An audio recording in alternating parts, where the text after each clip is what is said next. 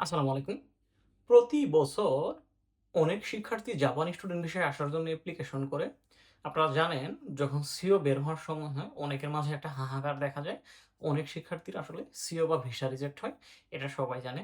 Japan অনেক বছর থেকে শিক্ষার্থীরা আসতেছে বেশ কিছু নির্দিষ্ট কারণের জন্য কিন্তু সিও বা ভিসা রিজেক্ট হয়। এটা কনসালটেন্সি গুলাও জানে এবং যে স্টুডেন্ট গুলা আসতে চায় মেজরিটি স্টুডেন্ট গুলাই কিন্তু এই বিষয়টা আসলে জানে। এই ফিক্সড বিষয় জানার পরেও আপনার মনে একটা প্রশ্ন জাগতে পারে যে কেন আসলে রিজেক্ট হচ্ছে? এই জিনিসটা কি আসলে এড়িয়ে যেতে পারতেছে না বাঙালিরা? একটা বিষয় হচ্ছে কি ১ম এ একটু বলে রাখি, জাপানে হয়তোবা আপনার ভিসা 100% হবে না। কিন্তু চান্সটা সর্বোচ্চ পর্যায়ে নিয়ে যাওয়া যায়। আপনার সিও বা ভিসা হওয়ার চান্সটা সর্বোচ্চ পর্যায়ে নিয়ে যাওয়া যায়। যে ডকুমেন্ট গুলা জাপান আসলে যেভাবে চায়, এই জায়গায় যেভাবে শব্দটা ইউজ করার কারণ হচ্ছে, ডকুমেন্ট যেগুলা চায় সব ডকুমেন্ট গুলাই কিন্তু কনসালটেন্সি বা স্টুডেন্টরা আসলে সাবমিট করে। কিন্তু যেভাবে চাচ্ছে সেই আশা অনুরূপ ডকুমেন্ট না হওয়ার জন্য কিন্তু প্রায় দেখা যায় ২০, ২৫, ৩০ কিংবা ১০-১৫% মতো শিক্ষার্থী সিওই রিজেক্ট হয়ে যায়। এখন আমি আপনাকে আসলে আপনার ভিসা বা সিও হওয়ার রিস্কটা কিভাবে কমিয়ে নিতে পারেন, সর্বোচ্চ ভিসা রেশিওটা বাড়িয়ে নিতেন কিভাবে? 100% বলব না এই কারণেই, কারণ আপনার লাক বা রিজিকের একটা ব্যাপার আছে। আপনার তকদিরে যদি জাপান না থাকে তাহলে আপনি আসতে পারবেন না। এজন্য আসলে আমি 100% বললাম না। তবে আপনার ডকুমেন্ট গুলা যদি এইভাবে প্রিপেয়ার্ড করে প্রস্তুত করে সাবমিট করেন, আমি আশাবাদী আপনার ভিসা হওয়ার চান্সটা অন্যদের থেকে অনেকটা বেড়ে যাবে। চলুন তাহলে কথা বলা যাক। ১ম যে বিষয়টা হচ্ছে, আপনি যখন জাপানে আসবেন, আপনার জায়গা থেকে কিছু প্রবলেম থাকে, কনসালটেন্সি বা এজেন্সির জায়গা থেকে আসলে সিও রিজেক্ট হওয়ার সময় কিছু প্রবলেম থাকে।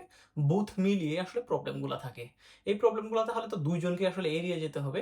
১ম প্রবলেম হচ্ছে আপনার জায়গা থেকে কি চাওয়ার থাকে আসলে? আপনার জায়গা থেকে যেটা চাওয়ার থাকে, আপনার যে ডকুমেন্ট গুলা আছে, ধরেন আপনার সার্টিফিকেট, আপনার পাসপোর্ট, আপনার জন্ম তারিখ এবং আপনার অ্যাড্রেস সহ এই রিলেটেড যে ডকুমেন্ট গুলো আছে, সবগুলা যথাসম্ভব ট্রাই করবেন আপনি যাতে সেম থাকে। মানে বানানের বানান সহ বা স্পেলিং সহ এগুলা সেম রাখার ট্রাই করবেন। এটা অত্যন্ত ছোট একটা বিষয়, এটা করবেন। 2nd যে বিষয়টা হচ্ছে মোস্ট ইম্পোর্টেন্ট সবথেকে বেশি সংখ্যক শিক্ষার্থী রিজেক্ট হয়। যদি মনে করেন এটা 100% বলি, মানে ১০ জন শিক্ষার্থী যদি রিজেক্ট হয়, এর ভিতরে এটাকে যদি 100% হিসেবে কাউন্ট করা হয়, দেখা যায় যে এটা ৯০% মানে ১০ এর ৯ জনই আসলে ফিন্যান্সিয়াল কারণে রিজেক্ট হয়। আপনার ফিন্যান্সিয়াল যে কারণটা, এটাকে আসলে যথোপযুক্তভাবে করা, রেডি করা। এটা অনেকেই বলতে পারেন, আমাদের আসলে ফিন্যান্সিয়াল অবস্থা ভালো না। আমরা অনেকেই কনসালটেন্সির হেল্প নিয়ে দেখাই। আবার অনেকের মনে একটা কোয়েশ্চন থাকে যে, আমি আসলে আমার অরিজিনাল ব্যাংক দেখানোর কারণেও রিজেক্ট হইছে। এটা অনেকটাই চান্স আছে, হ্যাঁ হবে। আপনার ব্যাংকটা আসলে ওই যে যেভাবে কথাটা বলছিলাম, আপনি আসলে সেইভাবে প্রস্তুত করতে পারছেন কিনা। আপনার অরিজিনাল হলেই যে আসলে সিও চলে আসবে, ভিসা চলে আসবে, এইটা কিন্তু শর্ত নয়। আসলে তারা যেভাবে আপনার ব্যাংকটা চাচ্ছে, এটা হচ্ছে শর্ত। তাহলে থিংকিং করেন কিভাবে চাচ্ছে? আপনার বাবার যে income certificate, proper valid income, এটা আপনি বিজনেস দেখান, জব দেখান বা আদার্স পারপাস দেখান। ধরেন আপনার বাবার ইনকাম হচ্ছে ৫০,০০০ কিংবা ১,০০,০০০। এইটার সাথে সামঞ্জস্য নেই, কিন্তু আপনার ব্যাংকের লেনদেন হচ্ছে কোটি, কোটি। কোটি, কোটি এটা মনে করেন উপমা দেওয়ার জন্য বললাম। আবার অথবা আপনার বাবার টাকা অনেক ইনকাম, ব্যাংকের লেনদেনটা মানে ইনকাম সার্টিফিকেট যেটা দেখেছেন অনেক, কিন্তু ব্যাংকের লেনদেনটা আসলে ওইটার সাথে যাচ্ছে না। দেখেন এই যে আনবিলিভেবল যে লেনদেন, এটা আসলে কিভাবে বিশ্বাস করবে? আবার অনেকেই করে কি, ধরেন অরিজিনাল ব্যাংকই আগে কোনো কিছুই করছে না। ফাইল জমা দিবে। এর আগে ২০-২৫ লাখ টাকা ঢুকায় একদম জমা দিতেছে, আমার টাকা আছে, আমি অরিজিনাল টাকা রাখছি। তারপরও কেন আমার রিজেক্ট হয়েছে? আচ্ছা দেখেন, তারা যেভাবে ফাইলটা চাচ্ছে এটা কি চাচ্ছে? মানে তারা চাচ্ছে যে আপনাকে যে ক্যারি করতেছে, আপনার যে স্পন্সর, সে আসলে তার জীবন ব্যয়টা বহন করে আপনাকে জাপানে যে খরচটা, এটা আসলে উনি ক্যারি করতে পারবে কিনা। তারা এইভাবে একটা দীর্ঘ সময় দেখতে চাচ্ছে। অনেক স্কুলের ক্ষেত্রে মনে করেন ৬ মাসের ডকুমেন্ট চায় ইমিগ্রেশন, আবার অনেক স্কুল বলে যে ১ বছরের ডকুমেন্ট দাও। তাহলে ১ম ব্যাংকটা প্রস্তুত করবেন কিভাবে? আপনার যদি এটা আগের ব্যাংক থাকে, পুরাতন ব্যাংক হইলে একটা হচ্ছে প্লাস পয়েন্ট। আপনার পুরাতন একটা ব্যাংক আছে। এটা অত্যন্ত প্লাস পয়েন্ট হিসেবে আমি দেখি। 2nd বিষয় হচ্ছে, আপনার যদি পুরাতন ব্যাংক না থাকে, অনেকেই গ্রাম থেকে বিলং করেন, অনেকের ব্যাংক অ্যাকাউন্টও নাই। আপনারা করবেন কি, যেই দিন জাপান কিংবা ফরেন অন্য কোনো দেশে যাওয়ার জন্য, স্টাডি অ্যাব্রোড এর জন্য নিয়ত করবেন, ফার্স্ট কাজ হবে একটা ব্যাংকে অ্যাকাউন্ট করা।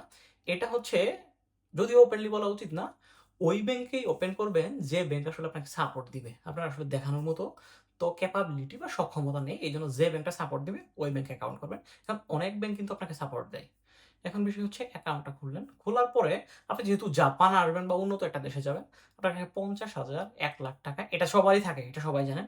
ব্যাংকটাকে এমনভাবে একটা ট্রান্সেকশনের ভিতরে নিয়ে আসেন যেটা রেগুলারিটি মাসে ৫ টা হইতে পারে, ৭ টা হইতে পারে, ৩ টা হইতে পারে, ৪ টা হইতে পারে, ২ টা হইতে পারে, ১৫ টা হইতে পারে। মানে একটা রেগুলারিটি যদি বিজনেস দেখেন এভাবে নিয়ে আসেন, ৫০,০০০ বা ৳১,০০,০০০ কিন্তু সবার কাছেই থাকে। এখন আপনার বাবার বাৎসরিক কিংবা মাসিক যে আয় বা ইনকামটা দেখাবেন, এটা কত টাকা দেখাবেন, ১ম থেকেই থিংকিং করে নিবেন।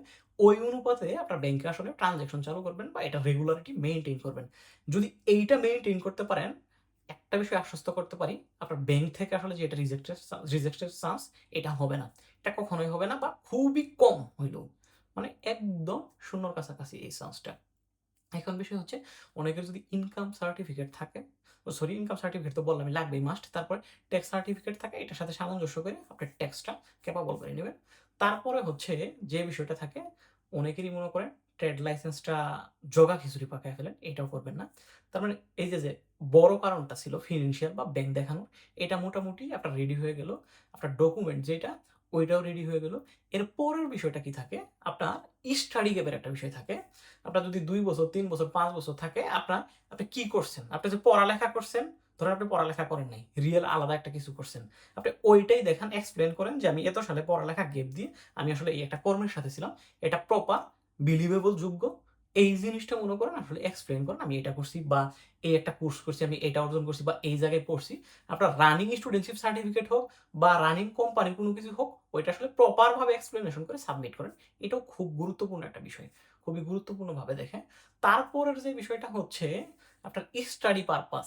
এইটাকে বাংলাদেশের কনসালটেন্সি গুলাও খুব ছোট একটা বিষয় করে দেখে অনেকেই। আবার স্টুডেন্টরা অনেকেই জানেই না যে এই স্টাডি পারপাসটা কি।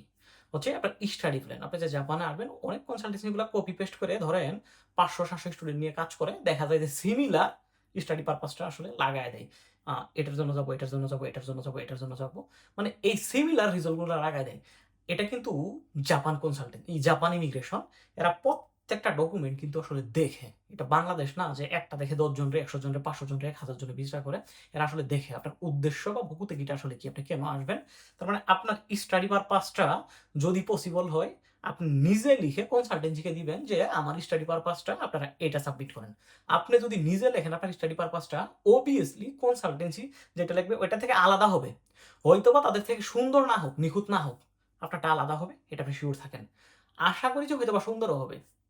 তারপরে এই যে রিজন গুলা ছিল, এগুলা মোটামুটি ভাবে ক্লিয়ার। আরো টুকিটাকি কিছু রিজন আছে, ওইগুলা হয়তোবা হবে না, প্রয়োজন হবে না। এরপরে মোস্ট হোপ পয়েন্ট যেটা, এটা আমি আপনাকে বলি, এটা হচ্ছে স্কুল সিলেক্ট। দেখেন, স্কুল সিলেক্টটা খুবই গুরুত্বপূর্ণ বিষয়, খুবই গুরুত্বপূর্ণ বিষয়, খুবই গুরুত্বপূর্ণ বিষয়। এটা বাংলাদেশে যারা আছে এখন টুকিটাকি জানে, কিন্তু আগের মোমেন্টাম গুলাতে অনেকেই জানতো না যে একটা সিও ওঠাটা স্কুলের উপরে সর্বোচ্চ সংখ্যক ভাবে আসলে মনে করেন গুরুত্ব বহন করে। আপনার যদি স্কুলটা এ ক্যাটাগরির বা এ গ্রেডের স্কুল হয়, অত্যন্ত ভালো স্কুল হয়, আপনার ডকুমেন্টগুলো আসলে সফটলি চেক করবে।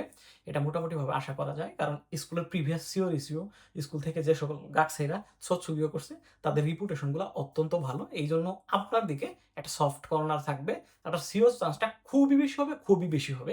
কিন্তু এর বিপরীতে যদি আপনার স্কুলটা ভালো গ্রেডের না হয়, ভালো মানের স্কুল না হয়, আপনার শুধু ব্যাংক না, ওই ক্ষেত্রে আপনার সিও রিজেক্টটা কেন হইতে পারে জানেন?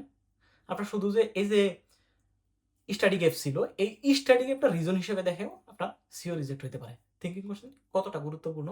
এই যে এই টোটাল বিষয়গুলো যদি মেইনটেইন করে, ইমিগ্রেশনের তো আপনার সাথে ব্যক্তিগত কোনো শত্রুতা নাই। আপনার কাছে যে ডকুমেন্টটা আসলে যেভাবে চাচ্ছে, আপনি যদি সেম ভাবে সাবমিট করেন, তাহলে তারা তো আপনাকে সিও দিতে বাধ্য।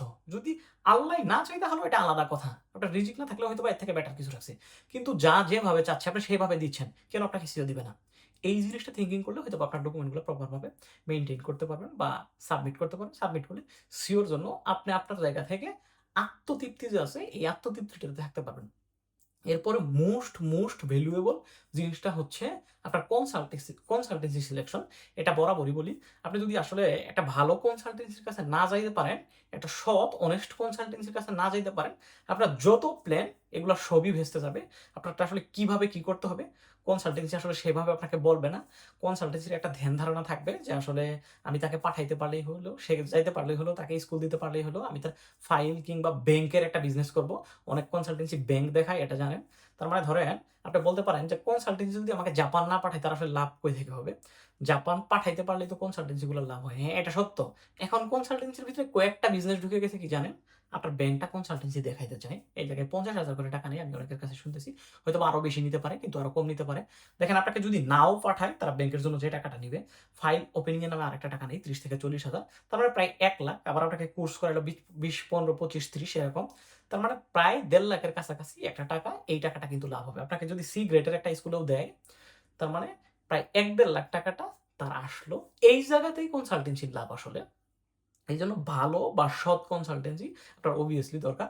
যে কনসালটেন্সি আপনি আসলে যেভাবে বলবেন, আপনাকে সময় দিয়ে, গুরুত্ব দিয়ে আপনাকে বোঝার চেষ্টা করবে, আপনার ফাইলগুলো সাবমিট করবে।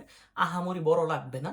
মিডিয়াম বিলিভেবল একটা কনসালটেন্সি হলেই হবে। আপনি সেই কনসালটেন্সিতে যান। শুধু বড় চাক দেখেই যেতে হবে না। হ্যাঁ, বড় কনসালটেন্সি অবশ্যই দক্ষ, কিন্তু তাদের যারা অনেকেই কাজ করে, আমি অনেকের সাথে, অনেক কনসালটেন্সির অনেক স্টুডেন্টের সাথে যোগাযোগ হয়। বিশেষ করে আমার সাথে যোগাযোগ হয় যারা আসলে রিজেক্ট হয়। রিজেক্ট হওয়ার পরে আসলে কোনো কিছু করা থাকে না। ১ম এই তারা এই জিনিসগুলা ঘাটাঘাটি করে না। আমি কনসালটেন্সিকে দিচ্ছি, অন্ধের মতো বিশ্বাস করে কনসালটেন্সি একটা স্কুল দিয়ে দিবে। স্কুল নিয়েও আসলে ঘাটাঘাটি করে না। শহর নিয়েও ঘাটাঘাটি করে না। Then as a result you are reject. এর বাইরে আসলে কিছু থাকে না। তার মানে এই জিনিসগুলো মেইনটেইন করবেন। মেইনটেইন করার পূর্বে সর্বপ্রথম হচ্ছে আপনার কনসালটেন্সি সিলেক্ট। এইটার জন্য বেস্ট একটা অপশন দেই কনসালটেন্সি সিলেক্ট। আপনি ধরেন কোনো একটা কনসালটেন্সি গেছেন, যাওয়ার পরে কিছুদিন যাওয়ার পরে মনে হইতেছে যে আসলেই তারা ভালো না। তাদের ভিতরে ঘাবলা আছে। অনেক পরিচিত যারা জাপান আসছে তাদের কাছ থেকে শুনছেন, তাদের সাথে অনেকে রিজেক্ট হইছে। কি করবেন? এই জায়গায় বেস্ট অপশন হচ্ছে আপনি কনসালটেন্সিতে, যে কনসালটেন্সিতে যান, ১ম এ আপনি শুধু ভাষা শিখার জন্য ভর্তি হবেন। আপনি তাদের আসলে নিজের অরিজিনাল কোনো ডকুমেন্ট দেওয়ার দরকার নাই। স্টুডেন্ট ভিসায় ভাষা শিখার জন্য যেহেতু আপনার ডকুমেন্ট দিতে হয় না, এই জায়গায় সতর্কতা অবলম্বন করবেন। ভাষা শিখতে থাকেন ৩ মাস, ৪ মাস, ৫ মাস, ৬ মাস যাই লাগুক। আপনার ভাষা শিখার সময়টার মাঝেই আপনি নিজে আসলে ফাইন্ড আউট করতে পারবেন কোন কনসালটেন্সি আসলে কতটা বিলিভেবল। আশা করি এই জিনিসগুলা অনুরোধই থাকবে, মেইনটেইন করেন। বেশি সংখ্যক শিক্ষার্থী জাপান আসেন। অন্ততপক্ষে বাংলাদেশের থেকে জাপান ভালো। ধন্যবাদ। আসসালামু আলাইকুম।